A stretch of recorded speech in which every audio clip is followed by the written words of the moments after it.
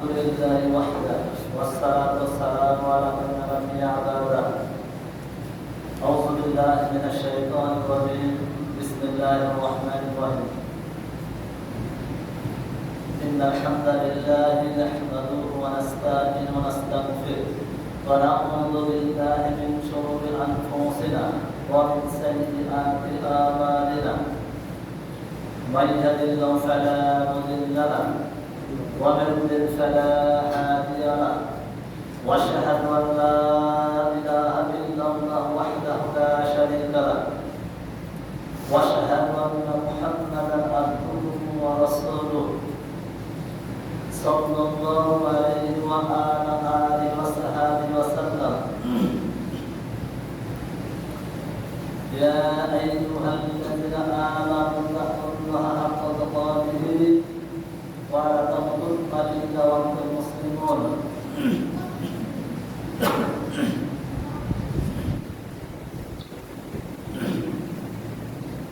يا أيها الناس اتقوا ربكم الذي خلقكم من نفس واحدة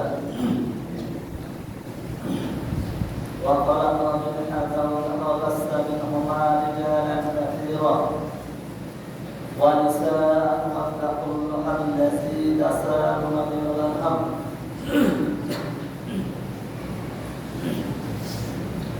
إن الله كان عليكم رقيبا. يا أيها الذين آمنوا اتقوا الله وقولوا قولا سديدا يصلح لكم أعمالكم ويغفر لكم ذنوبكم ومن يطع الله ورسوله فقد فاز عظيما. لقد كان لكم في رسول الله أسوة حسنة ولقد يسرنا القرآن للذكر فهل من مدكر. يا أيها الذين آمنوا أطيعوا الله وأطيعوا الرسول وأولي الأمر منكم. يا أيها الذين آمنوا قوا أنفسكم وأهليكم نارا. يا أيها الذين آمنوا اتقوا الله وذروا ما بقي من الربا إن كنتم مؤمنين. فإن لم تفعلوا فذروا بحرب من الله ورسوله فاسألوا أهل الذكر إن كنتم لا تعلمون بالبينات والزبور. قل هل يستوي الذين يعلمون والذين لا يعلمون. يا أيها الذين آمنوا قوا أنفسكم وأهليكم نارا. قل إن كنتم تحبون الله فاتبعوني يحببكم الله ويغفر لكم ذنوبكم والله غفور رحيم. ومن لم يحكم بما أنزل الله فأولئك هم الظالمون. ومن لم يحكم بما أنزل الله فأولئك هم الفاسقون. ومن لم يحكم بما أنزل الله فأولئك هم الكافرون. حرمت عليكم الميتة والدم ولحم الخنزير وما أهل لغير الله به. أعوذ بالله من الشيطان الرجيم. الذي خلق الموت والحياة ليبلوكم أيكم أحسن عملا وهو العزيز الغفور. وما خلقت الجن والإنسان إلا ليعبدون. اللهم صل على محمد وعلى آل محمد كما صليت على إبراهيم وعلى إبراهيم إنك حميد مجيد. اللهم بارك على محمد وعلى آل محمد كما باركت على إبراهيم وعلى إبراهيم إنك حميد مجيد. عن عمر بن الخطاب رضي الله عنه قال قال رسول الله صلى الله عليه وسلم إنما الأعمال بالنيات. رواه البخاري رواه مسلم إسناد صحيح. عن معاوية رضي الله عنه قال قال يريد به خيرا يفقهه في الدين رواه مسلم رواه النسائي إسناد صحيح نحمد ونصلي رسوله الكريم أما بعد সম্মানিত উপস্থিতি যে মহান আল্লাহ সুবহানাহু ওয়া তাআলা আমাদের প্রত্যেককে পৃথিবীর শত কাজের ব্যস্ততার মধ্যেও মাসে এসে দুই রাকাত সালাত আদায় এবং খুতবা শ্রবণের উদ্দেশ্যে আসার তৌফিক দান করেছেন সেজন্য সেই মহান আল্লাহর দরবারে আমরা অন্তরের অন্তঃস্থলে কৃতজ্ঞতা জ্ঞাপন করি সকলে বলি আলহামদুলিল্লাহ। এরপর পরে সর্বোপরি দুরূদ ও সালাম বর্ষিত হোক পৃথিবীর সর্বশ্রেষ্ঠ নবী রাসূল মুহাম্মদ সাল্লাল্লাহু আলাইহি ওয়াসাল্লামের প্রতি সকলে বলি আল্লাহুম্মা সাল্লি আলা মুহাম্মাদ ওয়া আলা আমাদের আজকের খুতবার বিষয়বস্তু শিরকের ভয়াবহতা।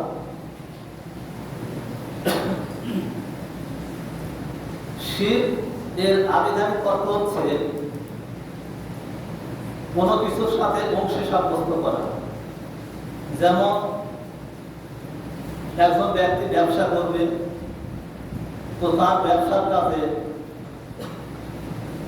সে অন্য কাউকে পার্টনার হিসাবে বা সহযোগী হিসাবে সেই ব্যবসাতে যদি একজন দুইজন তিনজন অর্থাৎ ওই ব্যক্তিবাদের সাথে একজন দুইজন তিনজন যতজনই লোক হোক না কেন ওই ব্যবসাতে যখন একত্রিত হয়ে শেয়ারে যখন আসবে তখন সেটাকে বলা হবে শিরক অর্থাৎ অংশী সাব্যস্ত করা, কোন কাজে অংশী সাব্যস্ত করা। যেমন এই মসজিদ যখন নির্মাণ হয়েছিল তখন একজন তার মিস্ত্রি তৈরি করে করেছিল, অনেকগুলো মিস্ত্রি সমন্বয় গঠিত হয়েছিল। তো যে প্রধান যে মিস্ত্রি ছিল সে যতগুলো মিস্ত্রি তার সাথে নিয়েছিল এই মসজিদটা নির্মাণের জন্য সবগুলো হচ্ছে তার শরীর। এটা হচ্ছে আবিধানিক করতে হচ্ছে যে কোনো কাজে অন্য কাউকে তার সাথে নেয়া কাজের সহযোগী হিসাবে বা তার বোনের হিসাবে তার সহযোগী হিসাবে গ্রহণ করা হচ্ছে কি শিরক সাব্যস্ত করা। ইসলামী শরীয়তের পরিভাষা সারা পৃথিবী সৃষ্টির ক্ষেত্রে মানুষের উপকার ক্ষতির ক্ষেত্রে কিছু দেওয়ানোর ক্ষেত্রে আল্লাহ সুবহানাহু ওয়া তাআলার যে গুণ বা বৈশিষ্ট্যগুলো রয়েছে তার সাথে তার গুণ বা বৈশিষ্ট্যকে অন্য কাউকে তার সাথে সংশ্লিষ্ট করার নাম হচ্ছে শিরক। অর্থাৎ আল্লাহ সুবহানাহু ওয়া তাআলা সারা পৃথিবী সৃষ্টি করেছেন। এখন কোন ব্যক্তি আল্লাহ সুবহানাহু ওয়া তাআলা সৃষ্টি করেছেন ঠিক আছে, কোন ব্যক্তি যদি বলে যে তার সাথে অন্য একজন রয়েছে তার সৃষ্টি কাজে সহযোগিতা করেছে তাহলে সেটা হয়ে যাবে শিরক অর্থাৎ শরীক। এরপর তার অনেকগুলো আল্লাহ সুবহানাহু ওয়া তাআলার গুণ রয়েছে, তো তার সে সমস্ত গুণের মধ্যে যদি অন্য কোনো ব্যক্তিকে তার সাথে সংশ্লিষ্ট করা হয়ে যাবে তাহলে সেটা হবে শিরক। যেমন গায়েবের খবর আল্লাহ সুবহানাহু ওয়া তাআলা ছাড়া অন্য কেউ জানেন না। এক্ষেত্রে কোনো ব্যক্তি যদি মনে করে যে না আল্লাহ সুবহানাহু ওয়া তাআলা ছাড়া অমুক ব্যক্তি বা অমুক জন তারা গায়েবের খবর বা অদৃশ্যের খবর জানেন তাহলে সেটা হয়ে যাবে শিরক। এক কথায় আল্লাহ সুবহানাহু ওয়া তাআলা সারা বিশ্ব জগৎ সৃষ্টি করেছেন এবং তার অনেক গুণাবলী রয়েছে, যে সমস্ত গুণাবলী তার নিজস্ব।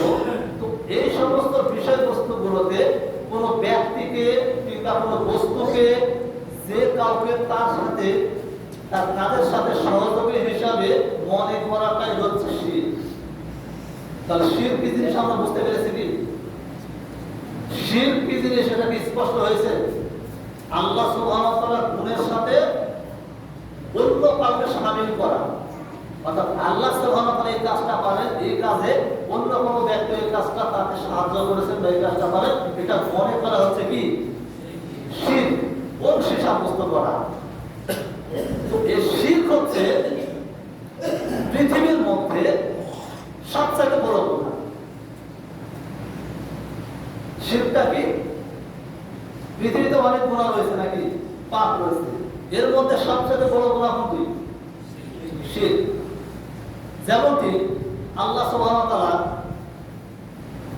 লোকমান নামে একজন ব্যক্তি ছিলেন, তার কথা অবশ্য কোরআন বা হাদিসে ওইভাবে কথা অবশ্য উল্লেখ নেই, তবে কোরআনের কয়েকটা আয়াতে তিনি তার সন্তানকে উপদেশ দিচ্ছেন, এরকম ভাবে কয়েকটা আয়াতে আল্লাহ সুবহানাহু উল্লেখ করেছেন, তবে তার ইতিহাস সম্পর্কে জানা যায় না, তিনি নবীও ছিলেন না। তো তিনি তার সন্তানকে কিভাবে উপদেশ দিচ্ছেন এটা পবিত্র কোরআনে আল্লাহ সুবহানাহু ওয়া তাআলা টেনে নিয়ে এসেছেন। সূরা লুকমান 31 নম্বর সূরা 13 নম্বর আয়াত। লুকমান হাকিম, তিনি একজন জ্ঞানী ব্যক্তি ছিলেন, যেহেতু তিনি নবী না এরকম স্পষ্ট দলিল তাই তার ক্ষেত্রে আল্লাহ আলাইহিস সালাম যোগ করতে পারছেন না। তো তিনি তার সন্তানকে বলছেন, ইয়া বুনাইয়া, হে আমার সন্তান, লা তুশরিক বিল্লাহ, আল্লাহর সাথে কাউকে শরীক করো না। ইন্না শিরকা যুলমুন আযীম, নিশ্চয় শিরক হচ্ছে সবচেয়ে বড় জুলম, সবচেয়ে বড় অন্যায়, সবচেয়ে বড় পাপাচার, এটা সবচেয়ে বড় অন্যায়। আল্লাহ সুবহানাহু ওয়া তাআলা কোরআনে সেই কথাটা লুকমান হাকিমের উদাহরণ দিয়ে আল্লাহ সুবহানাহু ওয়া তাআলা এটা বলেন। তাহলে সবচেয়ে বড় জুলুম কি? শিরক করা আল্লাহ সুবহানাহু ওয়া তাআলার সাথে এবং তার গুণের সাথে। এই যে আল্লাহ সুবহানাহু ওয়া তাআলা যে একমাত্র সৃষ্টিকর্তা, তার অনেক গুণ রয়েছে। তো এই সমস্ত গুণে যে কোনো ব্যক্তিকে, যে কোনো বস্তুকে, যে কোনো প্রতিষ্ঠানকে তার গুণের সাথে যে কোনো ভাবে তুলনা করা হচ্ছে শিরক, আর শিরক হয়ে যাচ্ছে কি সবচাইতে বড় জুলুম। যেমনটি আল্লাহ সুবহানাহু ওয়া তাআলা পবিত্র কোরআনে সূরা আন-নিসা 4 নম্বর সূরা 48 এবং 116 নম্বর আয়াতে আল্লাহ সুবহানাহু বলছেন, ইন্নাল্লাহা লা ইয়াগফিরু আইয়ুশরাকা বিহি ওয়া ইয়াগফিরু মা দুহা ইনদাল্লাহ যালিকা লিমান ইয়াশা। নিশ্চয় আল্লাহ সুবহানাহু ওয়া তাআলা যাকে ইচ্ছা যে কোনো গুনাহ ক্ষমা করবেন, কিন্তু শিরকের গুনাহ ক্ষমা করবেন না। ভালো করে বলেন, আল্লাহ সুবহানাহু পবিত্র কোরআনে সূরা আন-নিসা সূরা নম্বর 4 আয়াত নম্বর 48 এবং 116 নম্বর আয়াতে আল্লাহ সুবহানাহু কি বলেন, ইন্নাল্লাহা লা ইয়াগফিরু আইয়াশরাকা বিহি ওয়া ইনদাহু মা দুহা যালিকা লিমান ইয়াশা। নিশ্চয় আল্লাহ সুবহানাহু ওয়া তাআলা যাকে খুশি যে কোনো গুনাহ ক্ষমা করতে পারেন, কিন্তু শিরকের গুনাহ, তার সাথে শিরকের গুনাহ তিনি ক্ষমা করবেন না। ওয়া মান ইউশরিক বিল্লাহি ফাকাদ ইফতারা ইসমান আযীমা। নিশ্চয় যে ব্যক্তি আল্লাহ সুবহানাহু ওয়া তাআলার সাথে শরীক সাব্যস্ত করলো, সে বিরাট মহাপাপ কাজ করলো। কথা বোঝা যাচ্ছে? তাহলে আল্লাহ সুবহানাহু কি বলছেন কোরআনে, যে ওয়া মান ইউশরিক বিল্লাহি ফাকাদ ইফতারা ইসমান আযীমা, সূরা নিসা 4 নম্বর সূরা 48 এবং 116 নম্বরের শেষ অংশ, যে ব্যক্তি আল্লাহ সুবহানাহু ওয়া তাআলার সাথে শরীক সাব্যস্ত করলো, সে বিরাট একটা গুনার কাজ করলো। কিসের কাজ করলো? গুনার কাজ করলো। দেখেন শিরকটা কত মারাত্মক এবং কত জঘন্য একটা পাপ, এটা তো আল্লাহ সুবহানাহু ওয়া তাআলা বলছেন। দেখেন পবিত্র কোরআনের আরেকটা আয়াত বলবো, সেটা শুনলে আরো একটু আশ্চর্য হয়ে যাবেন, যে আল্লাহ সুবহানাহু ওয়া তাআলা পবিত্র কোরআনে সূরা জুমার 45 নম্বর সূরা 65 নম্বর আয়াতে সরাসরি আল্লাহ সুবহানাহু ওয়া তাআলা রাসূল সাল্লাল্লাহু আলাইহি ওয়াসাল্লামকে সরাসরি উদ্দেশ্য করে বলছেন। কি বলছেন? লা ইন আশরাকতা লা ইয়াবাতাল্লাহ আমালুকা ওয়া লা তাকুনা মিনাল খাসিরিন।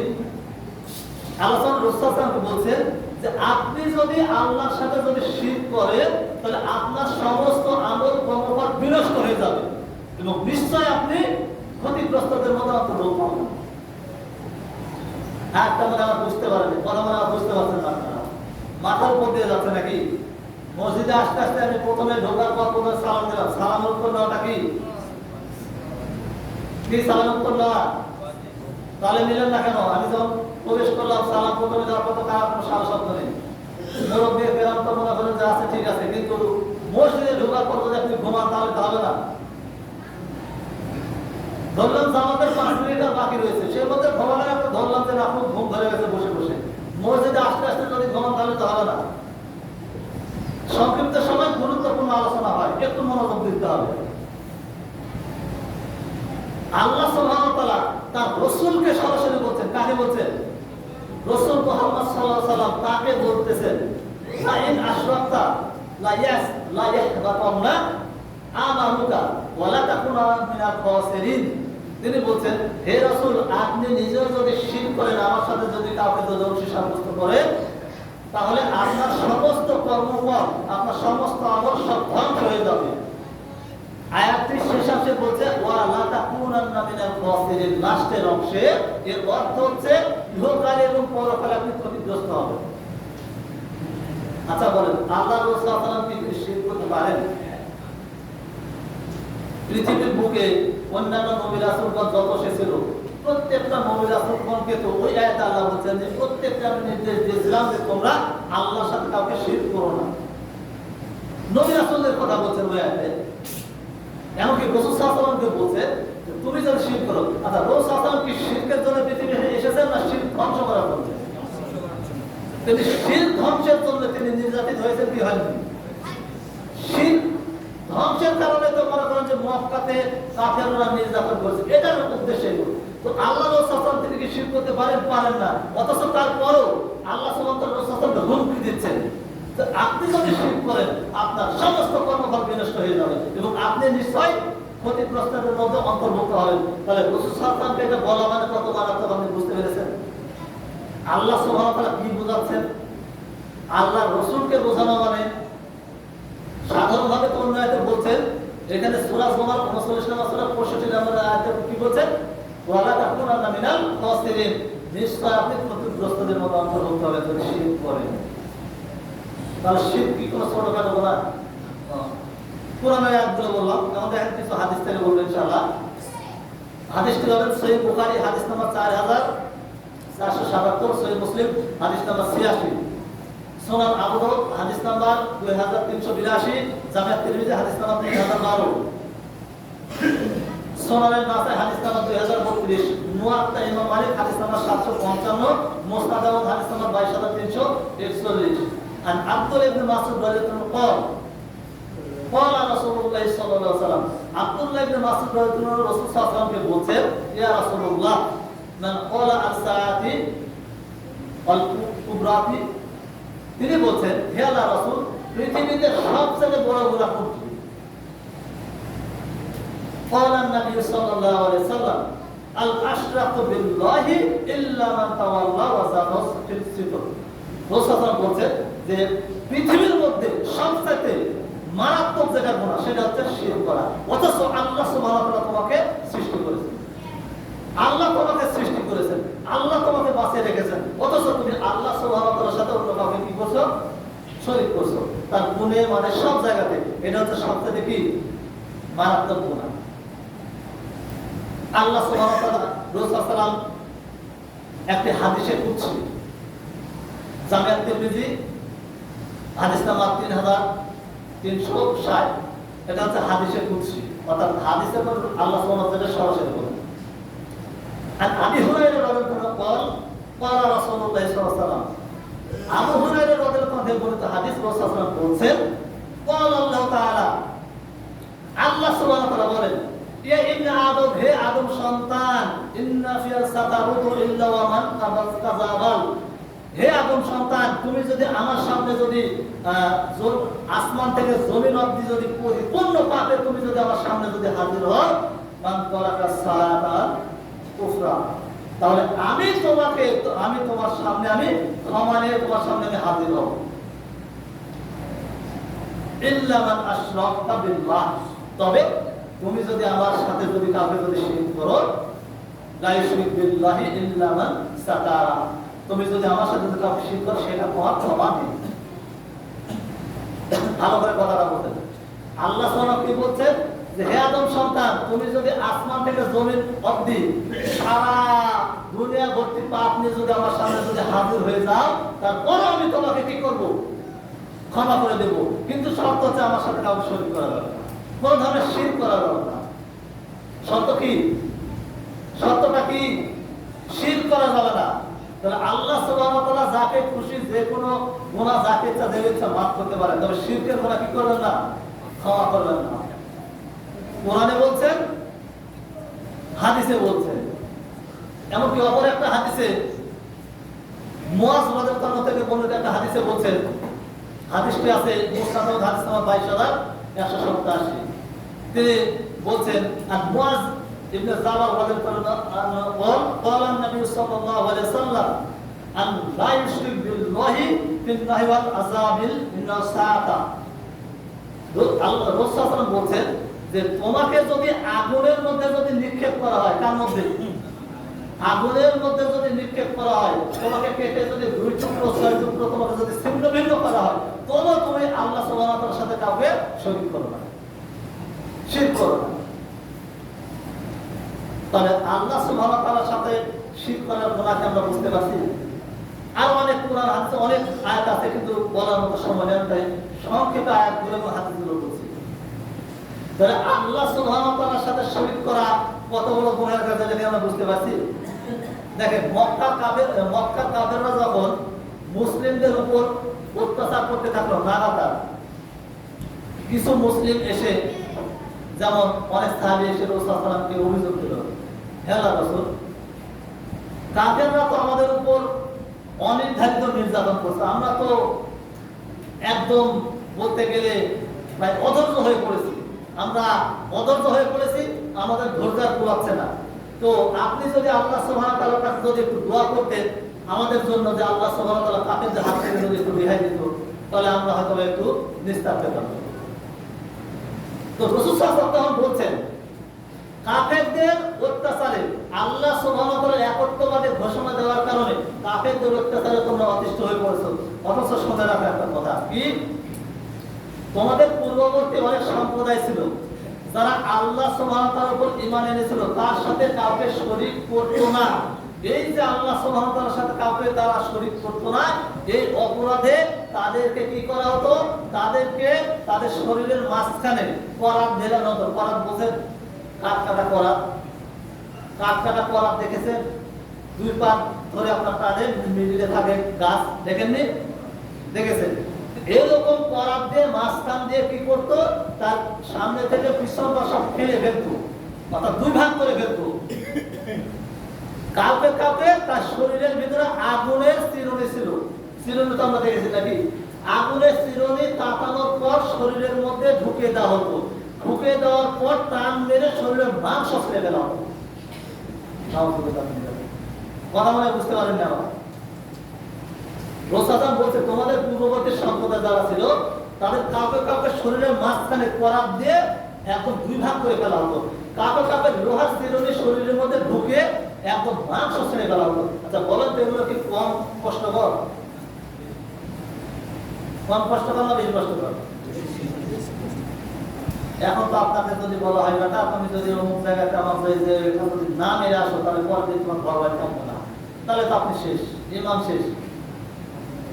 বুঝতে পারেননি? খালি রাতের বেলা গিয়ে যদি দরজায় যদি বলে আসে, বেটা কালকে যদি কেন্দ্রে গিয়ে যদি না মেরে আসো, তাহলে তোমার কিন্তু একদম তোমার ঘর বাড়ি আমি রাতের বেলা কিন্তু থাকবে না, তোমার কে আছে, কোন নেতা তো বাঁচাবে, ও তো মনে করেন পরের দিন মনে করেন যে সেইকে একবার হাজির, সারিকে হাজির। তাহলে তাদের কি করা হতো, শরীরে লোহার চিরুনি ঢুকে উপরে ফেলা হতো, তারপরও তারা কি করতো না, আল্লাহর সাথে শরীক করতো না। সুবহানাল্লাহ। তো জান্নাতে ওরা যাবে না, তো কারা যাবে?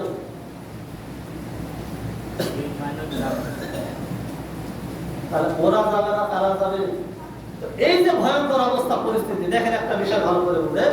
তো রাসূল তিনি বলছেন যে অত্যাচার বা যেটাই যে করুক, আল্লাহ সুবহানাহু ওয়া তাআলার সাথে কাউকে শরীক করা যাবে না। দেখেন, মুসনাদ আহমদ হাদিস নাম্বার 22189। রাসূল বলছেন, তোমাদের পূর্বে একটা জায়গাতে মূর্তি পূজা হচ্ছিল। কি পূজা? মূর্তি পূজা। ওই এলাকাতে ওই রাস্তা দিয়ে 2 জন যুবক যাচ্ছিল। তো যেতে যেতে ওই যুবককে ধরেছে, একজনকে ধরার পর বলছে যে আমাদের সামনে তো পূজা, এই যেমন এখন দুর্গা পূজা সামনে, তো বলছে আমাদের মূর্তি তো আছে, আমাদের মূর্তির উদ্দেশ্যে কিছু দিয়ে দাও। তো বলছে যে না কিছু দেবে, বলছে না কিছু দিতে হবে। তো বলছে আমার কাছে কিছু নেই। তো বলছে সমস্যা নেই, আমাদের মূর্তির জন্য উদ্দেশ্যে কিছু তোমাকে দিতে হবে। যদি পারো একটা মাছি হলেও তোমাকে মেরে দিতে হবে। কি দিতে হবে? একটা মাছি। আমাদের মূর্তির উদ্দেশ্যে একটা মাছি হলেও তোমাকে মেরে দিতে হবে। সে যুবকটি কি করলো? একটা মাছি মারলো, মাছি মারার পর সেই মূর্তির উদ্দেশ্যে দিয়ে দিল। আল্লাহ সুবহানাহু ওয়া তাআলা এই কারণে এই যে মাছিটা তাকে প্রদান করা আছে, মাছির কোনো মূল্য আছে, কিন্তু উদ্দেশ্য যে মূর্তিকে দান করা, মূর্তির নামে কিছু দেওয়া, বলা বুঝতে পারেন, তাকে কিছু দেওয়া। তো এই যে সে মাছি একটা মেরে মূর্তির উদ্দেশ্যে তাকে দিল, এই মূর্তির উদ্দেশ্যে দেওয়ার ফলে আল্লাহ সুবহানাহু ওয়া তাআলা জাহান্নামে প্রবেশ করাবো। ওই রাস্তা দিয়ে আর একটা যুবক যাচ্ছিল, যাওয়ার সময় তাকেও ধরছে একটা অবস্থা। তাকেও যখন একই কথা বললো, সে দেবে না। তখন বললো যে তুমি যদি আমাদের মূর্তির উদ্দেশ্যে যদি মাছি তৈরি করা যদি না করো, তাহলে তোমাকে হত্যা করা হবে। তো বলছে যে আমাকে হত্যা করবো, যাই করো, আমি একমাত্র আল্লাহ সুবহানাহু ওয়া তাআলা, আমি কারোর উদ্দেশ্যে কোনো কিছু দেবো না। তখন তাকে হত্যা করা হলো। আল্লাহ সুবহানাহু ওয়া তাআলা এই জন্য তাকে জান্নাত দিয়ে দিলেন। সুবহানাল্লাহ। ভালো করে বুঝেন। আচ্ছা, যে যুবকটা মাছি দিয়েছিল তার কাছে তো কিছু ছিল না, মাছি দিয়েছিল। আচ্ছা, সে তো বিরাট কিছু দেয়নি। বিরাট কিছু দিয়েছিল কি? একটা মোরা মাছি দিয়েছে মূর্তির উদ্দেশ্যে। তার পরিণতি কি হলো? জাহান্নাম। এখন প্রশ্ন হচ্ছে, ওই ব্যক্তি তো মনে করেন যে আপনার দায়ে পড়ে দিয়েছে, দায়ে পড়ে দেওয়ার কারণে, মাছি দেওয়ার কারণে তাকে আল্লাহ সুবহানাহু ওয়া তাআলা কি করলো? তাকে জাহান্নাম দিল। তো আপনি যে দিনে রাতে যে সামনে যে দুর্গা পূজা শুরু হচ্ছে, আপনি যে দিনে রাতে ওখানে যাবেন, ওখানে যাওয়ার পর ওখানকার বাদাম কিনবেন, খাবেন, পাপড় কিনবেন, খাবেন, ঘুরবেন ফিরবেন, একটু মজা নেবেন, মূর্তি পূজা হবে, সেখানে ধূপ ধারক কি জানা হবে, যেখানে যে জায়গাতে আল্লাহ সুবহানাহু ওয়া তাআলা সবচেয়ে বড় শত্রু রয়েছে, আপনি সেখানে গিয়ে আনন্দ লাভ করবেন, সেখানে গিয়ে আপনি আনন্দ করবেন, সেখানে গিয়ে আপনি হচ্ছে মানে কোনো কিছু দিয়ে আসবেন, তাহলে আল্লাহ সুবহানাহু ওয়া তাআলা আপনাকে ছাড়বেন। কথা বলে আমার বুঝতে পারছেন না আপনারা? অনেক ব্যক্তি রয়েছে দোকানে দোকানে যায়, যাওয়ার পর বলে আমাদের সামনে দুর্গা পূজা, মূর্তি কিছু দিতে হবে। তো টাকা দেয় না অনেকে, টাকা দেয় না অনেকে। বাড়িতে যখন যায় চাল দেয় না অনেকে। আপনারা দেন না? কি এলাকায় দেয় মনে হয়, এই জন্য কোনো রেসপন্স না, কোনো কথা নেই। একটা বিষয় মনে রাখেন, মাছের জন্য যদি জাহান্নাম হয়, তাহলে আপনার এক বালতি বা এক মুঠো চালের জন্য কি আপনার জন্য জান্নাতে বাগান নিয়ে আল্লাহ বসে আছেন? অনেক বাড়িতে যায় না তুলতে। অনেকে আবার হচ্ছে আপনাদের সাপ নিয়ে যায়, মনসা, যে এই আমাদের মনসার নামে যদি কিছু না দাও তাহলে রাত্রে সে তোমাকে কামড়াবে, এই ভয় সে আবার চাল দিয়ে দেয়। নাউযুবিল্লাহ মিন যালিক। তার মানে তার ভয় আছে, আল্লাহ ছাড়াও কারোর জন্য সে কি করে ভয় করে। ভালো করে বিষয়টা বলুন। দোকানে রয়েছেন, সেখানে গিয়েছে কে? লোকজন গিয়ে বলছে যে দাদা আমাদের জন্য মূর্তির জন্য কিছু দিতে হবে, আমাদের সামনে দুর্গা পূজা। তো আপনি কি করলেন? যে না দিলে কেমন হয়, সামাজিকতা। এখন দিয়েছিলাম, আমাকে বলেছিলাম, তার 2-4 বছর আগের কথা বলছি। তো বলছে যে আসলে সামাজিক কথা, নাউযুবিল্লাহ মিন যালিক। যেখানে আল্লাহ সুবহানাহু ওয়া তাআলা বলছেন যে তোমাকে যদি হত্যা করা হয়, তোমাকে যদি পুড়িয়ে ফেলা হয়, তোমাকে যদি টুকরো টুকরো করা হয়, তারপরে তোমাকে আমার সাথে কাউকে শরীক করা যাবে না। অথচ সেখানে আপনি বসে বসে আপনি শিরক করছেন, সেখানে বসে বসে আপনি জাহান্নামের কাজ করছেন, বুঝছেন না? আর অনেক নেতা ভেতাদের কথা তো বাদই দিলাম, যারা তো মনে করেন যে আপনার সামান্য মাসি তো দূরের কথা, যে আপনার টনকে টন চাল, গম, ডাল, টাকা পয়সা এগুলো দেয়, এটা কি পরিণতি হবে? এটা পরিণতি আরো ভয়াবহ। তো বিষয়টা আমার বুঝতে হবে যে শিরক হচ্ছে সবচেয়ে বড় গুনাহ। যেখানে মূর্তি পূজা হচ্ছে, মূর্তি পূজা হচ্ছে পৃথিবীর সর্বপ্রথম পাপ। মূর্তি পূজা কি? পৃথিবীর সর্বপ্রথম পাপ। পৃথিবীতে যখন হাবিল আল্লাহ সুবহানাহু ওয়া তাআলা আদম আলাইহিস সালাম প্রেরণ করেছিলেন, এরপর কাবিল বিভিন্নভাবে মূর্তি পূজা করেছিল। এরপর বিভিন্ন সম্প্রদায়, নূহ আলাইহিস সালামের সম্প্রদায়, তারা বিভিন্নভাবে তারা কি করেছিল? তারা মূর্তি পূজায় লিপ্ত হয়ে গিয়েছিল। এই মূর্তি পূজা হচ্ছে দুর্গা পূজা, মূর্তি পূজা, নাম যাই হোক আলাদা আলাদা, কিন্তু পূজা তো নাকি নাম দিয়েছে আলাদা আলাদা, কিন্তু এগুলো কি? এগুলো সব ধ্বংস করে দিতে হবে। এর জন্য মক্কা বিজয়ের পর রাসূল সাল্লাল্লাহু আলাইহি ওয়াসাল্লাম খালিদ ইবনে ওয়ালিদ রাদিয়াল্লাহু আনহু হুকুম দিলেন যে অমুক জায়গাতে যাও, সেখানে গিয়ে দেখো সেখানে 3টা বাবলা গাছ আছে, ওই বাবলা গাছের উপরে উজ্জা নামক একটা মূর্তি রয়েছে, এখানে মুশরিকরা সেখানে ফল চাল ডাল এটা ওটা দান করে, তুমি সেটা ধ্বংস করে দেবে। তো খালিদ ইবনে ওয়ালিদ রাদিয়াল্লাহু আনহু তিনি গেলেন, যাওয়ার পর দেখছেন যে 3টা বাবলা গাছ আছে, তার উপরে হচ্ছে আপনার একটা মূর্তি রয়েছে। মূর্তি তিনি ধ্বংস করে চলে এসেছেন। তো আল্লাহ রাসূল বলছেন তুমি আবার যাও। কেন? কারণ প্রত্যেকটা মূর্তির সাথে একটা করে নারী জিন থাকে। প্রত্যেকটা যত মূর্তি এগুলো আছে প্রত্যেকটা মূর্তির সাথে একটা করে মহিলা জিন থাকে। জিন তো বোঝেন নাকি? দেখেছেন যারা হচ্ছে যাদের আসন আছে তারা দেখেছেন, যাদের আসন না তারা তো দেখতে পাবেন না। তো মহিলা জিন রয়েছে। তো আল্লাহ রাসূল বললেন তাকে ধ্বংস করে আসো। তখন খালিদ ইবনে ওয়ালিদ রাদিয়াল্লাহু আনহু তিনি গেলেন, যাওয়ার পর দেখছেন যে বাবলা গাছের সামনে কিছু পুরোহিত কথা যারা পূজা করে আপনার সামনে কাপড় চোপড় দিয়ে ঢেকে রেখেছে ওই উজ্জা নামক দেবীকে, মানে মহিলা আপনার জিন, তাকে পূজা করত। তো পুরোহিতদের সেখান থেকে সরে যেতে বললেন। যাওয়ার পর সেখান থেকে সামনের কাপড়টা সরিয়ে দেখছেন সেখানে নগ্ন অর্থাৎ কাপড় চোপড় নাই একটা মহিলা জিন বসে আছে, বড় বড় চুল, মোটামুটি আপনার মাজার পিছনে পর্যন্ত ছড়িয়ে আছে, বিশাল বিশাল বড় বড় চুল, আর চেহারাটা মুখটা হচ্ছে কাদর মতো লেপটা। খালিদ ইবনে ওয়ালিদ রাদিয়াল্লাহু আনহু তিনি কি করলেন?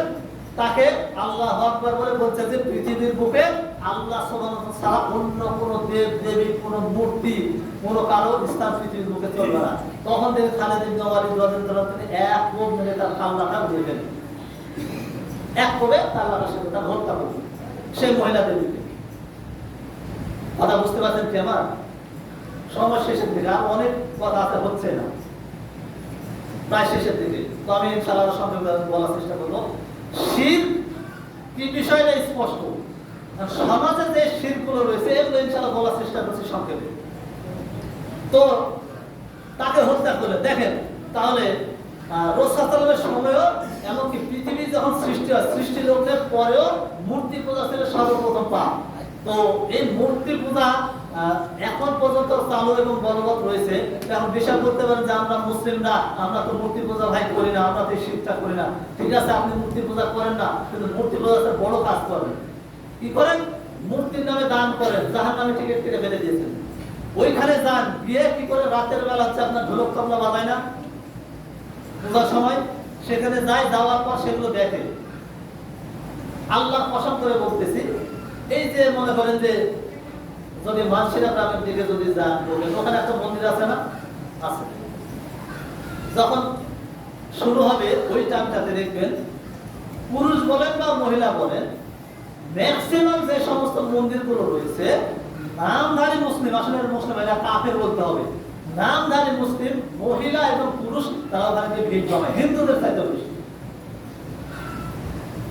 হিন্দুদের চাইতে বেশি এদের সংখ্যা। অনেকে বলে যে মুসলমান সেনা, না, কখনো হতে পারে না। যারা মূর্তি দেখার উদ্দেশ্যে, মূর্তি সেখানে গান বাজনা দেখার উদ্দেশ্যে, সেখানে বলার উদ্দেশ্যে যায়, এটা মুসলিমের বাচ্চা হতে পারে নাকি? আপনি লা ইলাহা ইল্লাল্লাহ পড়লেন, পড়ার পর আপনি আবার শিরক করলেন, আল্লাহ সুবহানাহু ওয়া তাআলা বরদাস্ত করবেন? দেখেন প্রত্যেকটা মন্দিরে, যতগুলো মন্দির রয়েছে প্রত্যেকটা মন্দিরে গিয়ে খোঁজ খবর নিয়ে দেখবেন, যখন পূজা যখন শুরু হয় গিয়ে দেখবেন, সেখানে গিয়ে দেখবেন ম্যাক্সিমামে আপনার হচ্ছে নামধারী মুসলিমরা তারা ওখানে রয়েছে, পূজা পার্বণ। তো এইভাবে অধিকাংশ তারা কি করতেছে? সারা শিরক করতেছে, তারা বুঝতেছে না। তারপর যায় দরগার কাছে, এরা হচ্ছে দুর্গা দরগার কাছে যায়। দরগার কাছে কেমন? এই যে মনে করেন যে মাজারে যায়, মাজারে গিয়ে সেখানে পূজা করে। বলবেন যে পূজা কেমন? মাজারে গিয়ে মানত করে না? মাজারে গিয়ে মানত করে কি করে না? সেখানে মাজারে যায়, সেখানে গিয়ে মানত করে যে আল্লাহ আমাকে একটা হচ্ছে সন্তান দিন, বাবাকে এই দিন ওই দিন, এভাবে মানত করে না? মাজারে যায় না? যায়। তো সেখানে গিয়ে তো তারা কি করে? তারা সেখানে গিয়ে শিরক করে। তো তারা যায় দুর্গার পূজা করতে, আর আমরা হচ্ছে দরগার পূজা করতে। বিষয়টা একই, একই না? তো এই ধরনের বিষয়টা আমাদের বুঝতে হবে যে আসলে এটা হচ্ছে স্পষ্ট শিরক। এরপর আরেকটা শিরক বলবো, সেটা হচ্ছে আল্লাহ সুবহানাহু ওয়া তাআলা ছাড়া পৃথিবীতে বিধান দেওয়ার কোনো মালিক রয়েছে? কেউ না। পৃথিবীর বুকে বিধান দেওয়ার মালিক হচ্ছে একমাত্র আল্লাহ সুবহানাহু ওয়া তাআলা। দেখেন, আমি আরেকটা শিরকের কথা বলবো, সেটা হচ্ছে যে বাংলাদেশের পক্ষে একটা বিষয় চালু রয়েছে, চালুটা কোথায় রয়েছে আমি একটু উদ্ধৃতি সহ বলি। আপনি দেখবেন বাংলাদেশ গণতান্ত্রিক সংবিধানের 2016 তৃতীয় অনুচ্ছেদে 7ম পরিচ্ছেদে প্রথম প্যারাতে লেখা আছে সকল ক্ষমতার উৎস জনগণ। অর্থাৎ সকল ক্ষমতার উৎস কে? আল্লাহ সুবহানাহু ওয়া তাআলা। কোথায় আছে? পবিত্র কোরআনের সূরা বাকারা 2 নম্বর সূরা 165 নম্বরে আল্লাহ সুবহানাহু ওয়া তাআলা বলেন সকল ক্ষমতার উৎস এক মালিক একমাত্র কে? আর সংবিধানে কি লেখা আছে? এখানে শিরক হলো কি হলো না? এক নম্বর বিষয়। দ্বিতীয় নম্বর বিষয়, পৃথিবীতে যত ধরনের আইন রয়েছে এই সমস্ত আইনগুলোর একমাত্র মালিককে? আল্লাহ সুবহানাহু ওয়া তাআলা। আল্লাহ সুবহানাহু ওয়া তাআলা অন্য কেউ পৃথিবীর কোন রকম বিধান দিয়ে পারে কেউ? পারে না। পৃথিবীর লোকে দেখেন আল্লাহ সুবহানাহু ওয়া তাআলা কোরআনে বলেছেন সূরা আল মাইদা 5 নম্বর সূরা 47 নম্বর আয়াত। আল্লাহ সুবহানাহু ওয়া তাআলা বলেছেন ওয়া মান লাম ইয়াহকুম বিমা আনজালাল্লাহু ফাউলাইকা হুমুল ফাসিকুন। নিশ্চয় যারা আল্লাহর প্রেরিত বিধান অনুযায়ী যারা বিচার করে না তারা হচ্ছে ফাসিক। 45 নম্বর আয়াত সূরা মাইদা 5 নম্বর সূরা 45 নম্বর আয়াত। ওয়া মান লাম ইয়াহকুম বিমা আনজালাল্লাহু ফাউলাইকা হুমুজ জালিমুন। নিশ্চয় যারা আল্লাহর প্রেরিত বিধান অনুযায়ী বিচার করে না তারা হচ্ছে জালেম। সূরা মাইদা 5 নম্বর সূরা 44 নম্বর আয়াত আল্লাহ সুবহানাহু ওয়া তাআলা বলেন ওয়া মান লাম ইয়াহকুম বিমা আনজালাল্লাহু ফাউলাইকা হুমুল কাফিরুন। নিশ্চয় যারা আল্লাহর প্রেরিত বিধান অনুযায়ী বিচার করে না তারা হচ্ছে কাফের।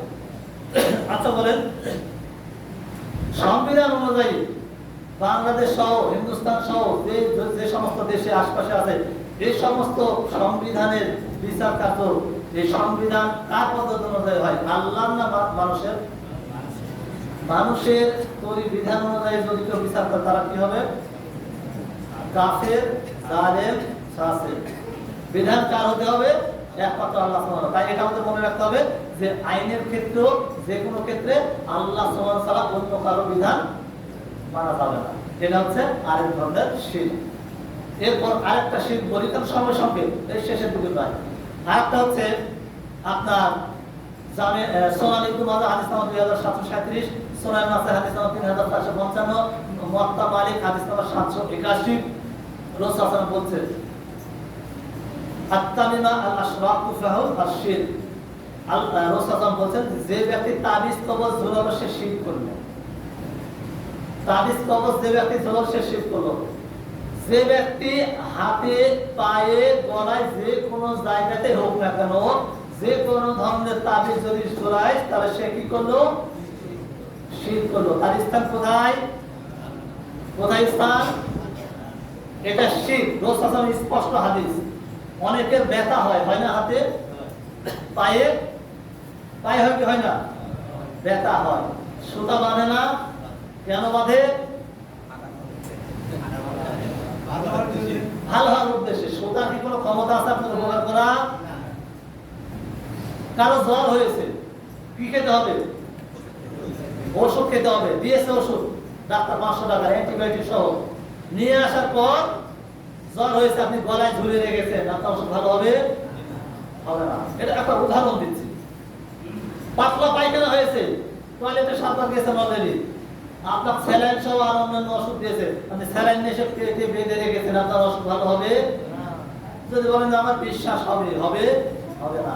প্রথম বিষয় হচ্ছে যে কোনো ধরনের সুতা হোক আপনার হচ্ছে যে কোনো বিষয় যদি আপনি শরীরে যদি পা থেকে মাথা পর্যন্ত যদি লটকান এটা সন্ত্রাসী।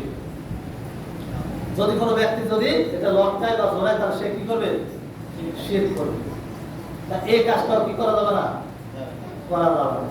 তার মানে ভালো মন্দ যে কোনো ক্ষেত্রে আমাদের যে কোনো ক্ষেত্রে আমাদের বুঝতে হবে আল্লাহ সুবহানাহু ওয়া তাআলা ছাড়া কেউ ভালো মন্দ কেউ ক্ষতি করতে পারে না বা এই ধরনের কারো ক্ষমতাও নেই। এই বিষয়টা আমাদের কি করতে হবে? মনে রাখতে হবে। কেউ রাস্তা দিয়ে বেরোছে আর আপনি বেরোনোর পরে দেখছেন যে সেখানে বিধবা মহিলা পড়ে গেছে। এখন অবশ্য অনেকে বলে না, আগে বলতো বিধবা মহিলার সামনে পড়ে গেছে তাতে 60টাই নষ্ট। নাউযুবিল্লাহ মিন যালিক। এটা কি? শিরক। শিরক করলে কি? জাহান্নাম। দোকান করেছেন, একজন গিয়েছে ভাই এক বস্তা যে কোনো বিষয় নিতে, ফিড হোক সিমেন্ট হোক যে কোনো কিছু, ভাই 60 হয়নি ভাই 1 টাকা হলেও দিতে হবে ভাই। এটা হচ্ছে শিরক, স্পষ্ট শিরক। কথা বুঝতে পারেননি? এটা হচ্ছে স্পষ্ট শিরক, মানা যাবে না, মানলে জাহান্নাম। এরপর কোন মহিলা, গর্ভবতী মহিলা মাছ যদি কুটে তাহলে তার পেটের বাচ্চা সমস্যা হবে। সাপ যদি মারে তাহলে পেটের বাচ্চা সাপের মতো হতে পারে। এরকম মূর্খ, এরকম আহম্মক পৃথিবীর মধ্যে হতে পারে আপনি? অনেক লোক আছে না, বলে যে না আসলে আমার স্ত্রী এখন প্রেগনেন্ট, আমি তার মাছ কাটা যাবে না, কোন সাপ দেখে মারা যাবে না, বলে না। স্পষ্ট রূপে শিরক। হ্যাঁ, এমনও পরিস্থিতি। তাহলে এটা হচ্ছে স্পষ্ট কি? স্পষ্ট একটা শিরক, এটা মানা যাবে না। জোড়া কলা খেলে জন্ম সন্তান হয়। আরে ভাই, ও 20 বছর ধরে আপনার মাদ্রাস দৌড়াচ্ছে, তারপরও বাচ্চা হয় না। আর ওকে দুটা কেন? ওকে যদি বলা জোড়া 50 জোড়া খাবে দিলে, 50 জোড়া কলা খাবে, কিন্তু বাচ্চা তো হয় না, মানে একটাই তো হয় না, সমস্ত দূরের কথা। এটা হচ্ছে শিরক। আল্লাহ সুবহানাহু ওয়া তাআলা ছাড়া কেউ কি কোনোভাবে বাচ্চা কাচ্চা বা কিছু দিতে পারে? কেউ দিতে পারে না। এটা হচ্ছে কি? স্পষ্ট শিরক। এরকম আমাদের সমাজে বন্ধে বন্ধে অনেক বিষয়গুলো প্রচলিত রয়েছে যেগুলো স্পষ্ট রূপে শিরক। সন্ধ্যা লেগে গেছে, এখন সন্ধ্যা লাগার সাথে সাথে যদি ঘরে যদি আলো না দেওয়া হয় তাহলে অনাচার হবে, অমঙ্গল হবে। শিরক, স্পষ্ট শিরক। স্পষ্ট কি? স্পষ্ট শিরক। তাই এই যে বিষয়গুলো দেখেন, সমাজে আরো অনেক ধরনের বিভিন্ন ধরনের শিরক প্রচলিত রয়েছে, যেটা আমরা আসলে এক সময় বলে বলা করা সম্ভব না। আবার অনেকে দেখেন আগে বলতো যে না, ডিম খেয়ে পরীক্ষা হলে যাওয়া যাবে না, ডিম খেয়ে কোথায় যাওয়া যাবে না, পরীক্ষা হলে। তাহলে কি হবে? ডিম পাবে? এটা কোনো যুক্তির কথা না। এগুলো হচ্ছে শিরক। এই বিষয়গুলো আমাদের কি করতে হবে? মনে করতে হবে যে আল্লাহ সুবহানাহু ওয়া তাআলা তার গুণের সাথে তার চলাফেরার ক্ষেত্রে বা কোনো ক্ষেত্রে আল্লাহ সুবহানাহু ওয়া তাআলা অন্য কেউ কোনো বিষয় ক্ষতি করা বা উপহার করা কোনো ক্ষতি, মানে কোনো কেউ কিছু করার ক্ষমতা রাখে না। তাই আমাদের এই বিষয়টা মনে রাখতে হবে যে শিরক হচ্ছে সবচেয়ে বড় গুনাহ। জীবনে চলার পথে দেখেন আমরা বিভিন্নভাবে বিভিন্ন সময় অনেক ক্ষেত্রে যাওয়ার সময় আমরা বিভিন্নভাবে এই সমস্ত শিরককে আমরা জড়িয়ে পড়তে পারি। কিন্তু এই জন্য কি করতে হবে? আমাদের খুব সাবধানভাবে চলাফেরা করতে হবে। কেন চলাফেরা করতে হবে? যে শিরক হচ্ছে সবচেয়ে বড় কি গুনাহ, মারাত্মক গুনাহ, সবচেয়ে আমার অযোগ্য একটা পাপ। তাই আমরা যদি জেনে না জেনে যদি বিভিন্ন জায়গায় চলাফেরার ক্ষেত্রে আমরা যদি শিরক তৈরি করে ফেলি তাহলে কি হবে? আমাদের পরিণাম কি হবে? জাহান্নাম হবে। যদিও অনেক বিষয় বলা ছিল কিন্তু সময় শেষ হয়ে গেল, আমি বলতে পারলাম না। আল্লাহ সুবহানাহু ওয়া তাআলা যদি কোনোদিন ইনশাআল্লাহ আবার তৌফিক দান করে শিরক বিষয় সমাজে প্রচলিত কি কি শিরক আছে ইনশাআল্লাহ এই বিষয়ে ইনশাআল্লাহ আলাদা আলোচনা করব, শুধু শিরকের উপরে। তো যাই হোক, আল্লাহ সুবহানাহু ওয়া তাআলা আমাদেরকে এই বিষয়গুলো বোঝার এবং এই সমস্ত শিরক থেকে বিরত থাকার তৌফিক দান করুন। আমিন। আমাদের মধ্যে অনেক ব্যক্তি অসুস্থ রয়েছেন, আল্লাহ সুবহানাহু ওয়া তাআলা তাদের প্রত্যেকের সুস্থতা দান করেন। আমিন। সারা পৃথিবীতে আজকে মুসলিমরা বিভিন্নভাবে নির্যাতিত, বিভিন্নভাবে তারা বিভিন্ন লাঞ্ছিত হচ্ছে। আল্লাহ সুবহানাহু ওয়া তাআলা তাদের প্রত্যেককে, সমস্ত মুসলিমকে আল্লাহ সুবহানাহু ওয়া তাআলা তাদের হাত থেকে আল্লাহ সুবহানাহু ওয়া তাআলা তাদেরকে হেফাজত করেন। আমিন। অনেক ব্যক্তি এখনো 5 ওয়াক্ত সালাত আদায় করেন না এবং তারা এখনো বিড়ি সিগারেট ছাড়তে পারেননি, হতাশাগ্রস্ত, হতাশা অবস্থায় বিড়ি জানেন। সারা জীবন যদি আপনি হতাশা অবস্থায় বিড়ি জানেন আপনার কোনো উপকার হবে না। তা আপনাকে বিড়ি ছেড়ে হতাশা দূর করতে হবে। তাই আল্লাহ সুবহানাহু ওয়া তাআলা আমাদের প্রত্যেককে সমস্ত ধরনের নেশাদার দ্রব্য ত্যাগ করার তৌফিক দান করেন। আমিন। ওয়া আখিরু দাওয়ানা আলহামদুলিল্লাহি রাব্বিল আলামিন। أما بعد فإن خير الحديث كتاب الله وخير الهدى وشر الأمور محدثات البدع وكل بدعة ضلالة وكل ضلالة في النار. قال الله تعالى إن الله وملائكته يصلون على النبي يا أيها الذين آمنوا صلوا عليه وسلموا تسليما. اللهم صل على محمد وعلى آل محمد كما صليت على إبراهيم وعلى آل إبراهيم إنك حميد مجيد. اللهم بارك على محمد وعلى آل محمد كما باركت على إبراهيم وعلى آل إبراهيم إنك حميد مجيد. بارك الله في القرآن العظيم ونفعنا بالذكر الحكيم. فاذكروني أذكركم واشكروا لي ولا تكفرون.